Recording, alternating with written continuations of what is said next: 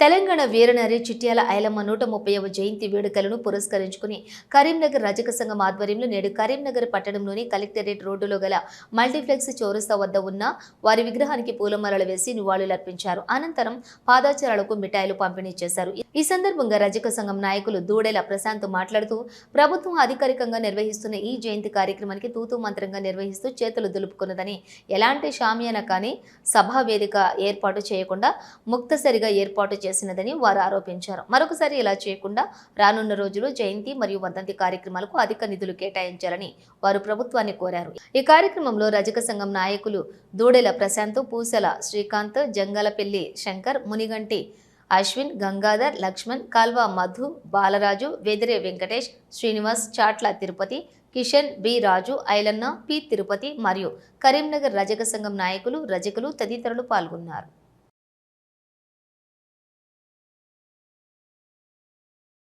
తెలంగాణ పోరాట యోధురాలు రజక సంఘం ముద్దుబిడ్డ చిట్యాల చాకలి ఐలమ్మ గారి 130వ జయంతి సందర్భంగా కరీంనగర్ టౌన్లో ఘనంగా నిర్వహిస్తున్నాను అంటున్నారు, కానీ ఎక్కడ కూడా మాకు ఆ ఘనంగా చేసిన సందర్భం కనిపించడం లేదు.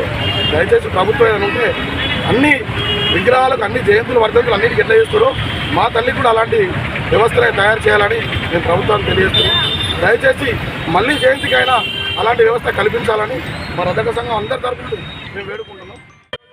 130వ చాకలి ఐలమ్మ జయంతి సందర్భంగా కరీంనగర్ జిల్లా మరియు నగర రజకుల సంఘాల ఆధ్వర్యంలో చాకలి ఐలమ్మ జయంతి వేడుకలు ఘనంగా నిర్వహించుకోవడం జరుగుతుంది. ఇట్టి కార్యక్రమంలో ప్రభుత్వం మాకు కనీసం టెంట్ కానీ, కుర్చీలు కానీ ఎలాంటి అరేంజ్మెంట్స్ చేయకపోవడం కాకుండా 10,000 రూపాయల నామమాత్ర బడ్జెట్ కేటాయించి మమ్మల్ని చిన్న చూపు చూస్తుంది. కావున దయచేసి పాలకులు గుర్తించి రజకులు ఈరోజు సమాజంలో చాలా ఆదరణ కోల్పోతున్నారు.